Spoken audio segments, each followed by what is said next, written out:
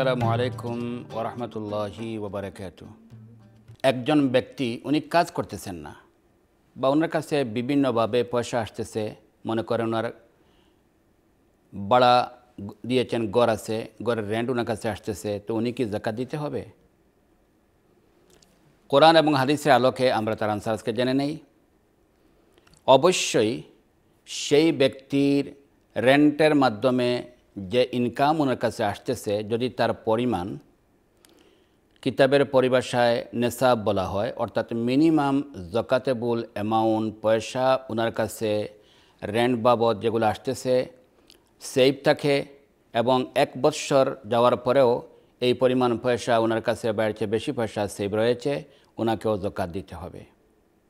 তো এবার আমাদেরকে জানতে হবে যে কি পরিমাণ সম্পদ হলে, কি পরিমাণ ক্যাশ পয়সা হলে নেসাব বা যাকাতেবল অ্যামাউন্ট হিসাবে তাকে যাকাত দিতে হবে। তো এখানে একটি কথা খুব সংক্ষেপে আমি যদি বলবো, যাকাতের ক্ষেত্রে সিলভারের যে নেসাব রয়েছে, যেটি 612 গ্রাম সিলভার বা সমমূল্যের, যদি কারো কাছে অর্থ টাকা চলে আসে তো ওনাকে যাকাত দিতে হবে আজকের রেট হিসাবে।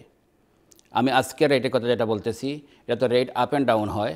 আপনি মার্কেটে চেক করে দেখবেন যে আজকে 612 গ্রাম সিলভারের যে মূল্য আসবে সেটাই হলো মিনিমাম যাকাতের নেসাব। তো আমি যেটা মিনিমাম বলতেছি যে আজকের রেট হিসাবে যেটা 367 পাউন্ড অ্যারাউন্ড এইভাবে হয়। তো যদি রেন্টের পয়সা যেটা উনি পাইতেছেন, ওনার খরচ বা সব কিছুর পরে ওনার হাতে যদি এই পরিমাণ পয়সা জমা থাকে, তাহলে উনি যাকাতেবল অ্যামাউন্ট হওয়ার কারণে, নেসাব হওয়ার কারণে ওনাকে যাকাত দিতে হবে। এবং 1 বৎসর পরে ও সমান ডেট যখন আসবে, ওই ডেটে এই পরিমাণ বাইরের চেয়ে বেশি পয়সা ওনার কাছে থাকলে ওই পয়সার যাকাত ওনাকে দিতে হবে। কি পরিমাণ দিবেন? তো আলহামদুলিল্লাহ সেখানে কিন্তু আল্লাহ পাক আমাদের উপর আসান করেছেন।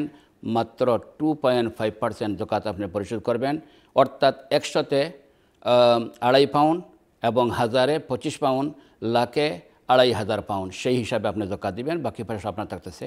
জাযাকুমুল্লাহ আহসানুল জাযা।